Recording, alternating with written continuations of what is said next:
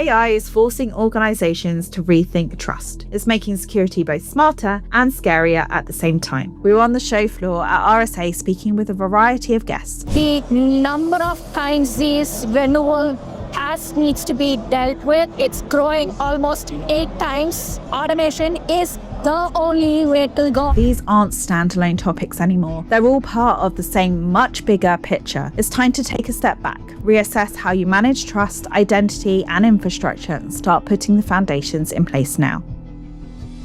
AI is forcing organizations to rethink trust. It's making security both smarter and scarier at the same time, and was one of the loudest themes coming out of this year's RSA conference. Not only that, as certificate lifetime shrink, automation is a must, but can help you be post-quantum ready today. And email is also becoming one of the most critical and risky parts of the security stack. If you hadn't worked it out already, this jam-packed episode of Trusted Talk is a little bit different. We were on the show floor at RSA speaking with a variety of guests. So let's join my colleagues, John and Matt, to find out more.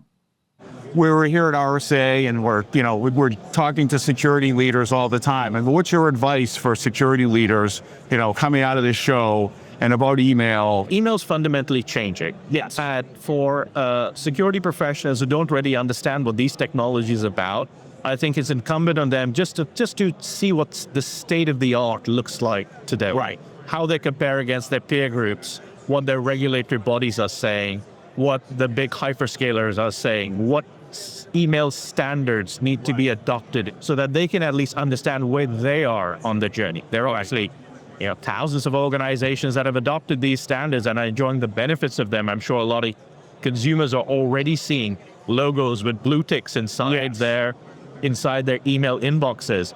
This is happening all around, that for organizations that don't understand what it's about, how to adopt and why it's relevant to them, I think it's about time a lot of those organizations kind of look at the detail of what's really happening here and how they can benefit from it. Secondly, I think, as we said before, email security is transitioning from this filtering black box at the edge of the network kind of technology to something that's quite fundamental to their identity and zero trust strategy across this channel that's been around for a long time, but for the first time has the right technical controls for it to be really part of the solution. And I think the most important thing for people to realize is just how dangerous email can be if they don't hide it right. We know that a lot of what happens in the real world starts with some sort of phishing campaign that then turns into lateral movement, suddenly becomes a much bigger problem than it was at the start of the process. So making sure that you lock the front door, you adopt the best practices, you're doing commercially relevant security across some of your most important channels by getting smart about what the standards look like today. I would suggest that's, organizations haven't figured this out in 20 places is a great time to start looking at this. So tell me, how do you currently use SSL certificates within your business? So every customer of the service has their own private console. So we've got thousands of consoles that need secure access. And of course, those are SSL wrapped services. So all of those consoles run individual certs. And then what the product itself does is emulates the running systems. So Canary effectively is a honeypot that doesn't suck. You drop it on your network, within 2 minutes, it's now running fake services, of course.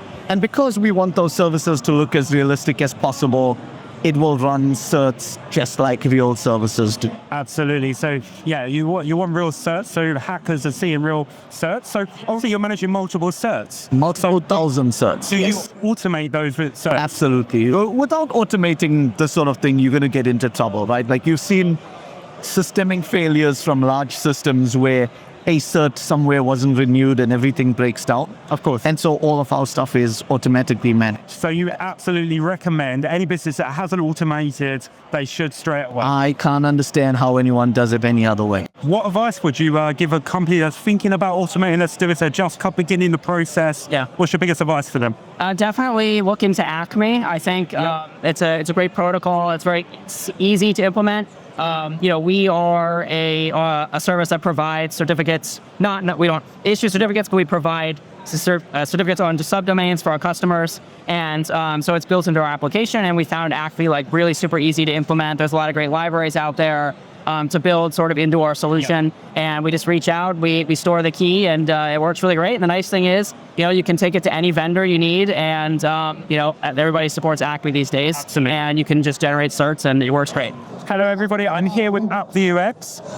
Could you tell me the importance of automating your SSL certificates? Obviously, certificates validity is growing shorter year over year. You probably have heard from CA browser forums like Google Chrome and Safari. They've been enforcing compliance standard across some of the biggest banks and largest enterprises in the way that they can manage and issue public certificates. So some of the public CA vendors are forced to issue a 200-day certificate in 2026. Actually hit just 2 weeks back, but it goes on for the more, right? Like it's going down to 100 days in 2027, and it goes for the more to 47 days in the following year. So again, like with the number of times these renewal tasks needs to be dealt with, it's growing almost 8 times per year per certificate in the next predictable future. So that is insane volume of certs one to manage to operations to deal with. So cert automation is the only way to go about renewing certificates, and we are strongly believing in it. And the way App UX SSL lifecycle management is able to help with that is to integrate your to your public CA providers, GlobalSign, which is a GoDaddy, we are a CA neutral CLM player that can work with any public CAs, but also private PKIs to be able to automate the issuance, renewal, revocation, and also the deployment of it, right? Because when you talk about the list of asks that is involved in the operations related to certificates, it's not just against a CA, it's also, getting the certificate from the CA and putting it against the infrastructure. So we are able to automate not just the renewal aspect of it, but also the deployment to the end devices. What advice would you give a business that isn't already automating their certificates? They're working off spreadsheets or God knows what else. What advice would you give them? Well, I think you want to reimagine the way that you're doing certificate management across your landscape.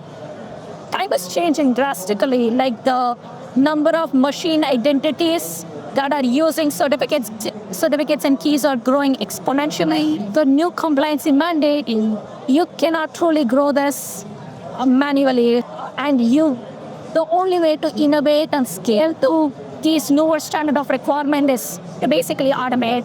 How are you preparing your infrastructure for post-quantum? It's a great question. I think it is one of the CISO dinner table level conversation that happens almost every day these days. Post-quantum cryptography has finally taken the limelight, and people are realizing that, hey, it's coming sooner than ever. Again, as quantum computers become cryptographically relevant and are able to break into traditional cryptography that we know of, like RSA or ECC, world is not going to be the same. So, NIST, as a governance body, has already come up with post-quantum cryptographic algorithm that we sincerely encourage our customers to look at and adapt to us. What do you think some of the biggest challenges for the industry related to code signing are today? Well, the biggest challenges to everything right now seems to be AI. Yes. Right? So it's helping a lot. It's also worrying people a lot. Yes. And I think one of the challenges is to get them some deterministic security over all the heuristics that the AI basically makes us face. Yes. Yeah. And then, of course, there's PQC around the corner, so we got to worry about that as well. Very good. So what do you think in the next 12 months? What do you think as far as the industry relative to code signing? What do you think some of the biggest challenges and changes, and what are you excited about? So code signing is no longer an isolated thing that everybody is considering just such. It's a part of a larger supply chain problem and a larger supply chain solution. It can be both. As I have seen in incidents like the one with SolarWinds, an improper code signature can just magnify the problem. But it's, of course, it's supposed to solve the problem, right? So we really need to have a holistic perspective on the entire software development and delivery process, where code signing is just a piece of the puzzle. Yes, very good. If there's one clear takeaway, these aren't standalone topics anymore. They're all part of the same much bigger picture. It's time to take a step back, reassess how you manage trust, identity, and infrastructure, and start putting the foundations in place now. So that's it for this special RSA episode. A huge thanks to everyone who took the time to talk to us, and thank you for listening. If you found this episode useful, make sure to follow or subscribe so you don't miss what's coming next. And we'll be back soon with more conversations. This has been Trusted Talk. Until next time.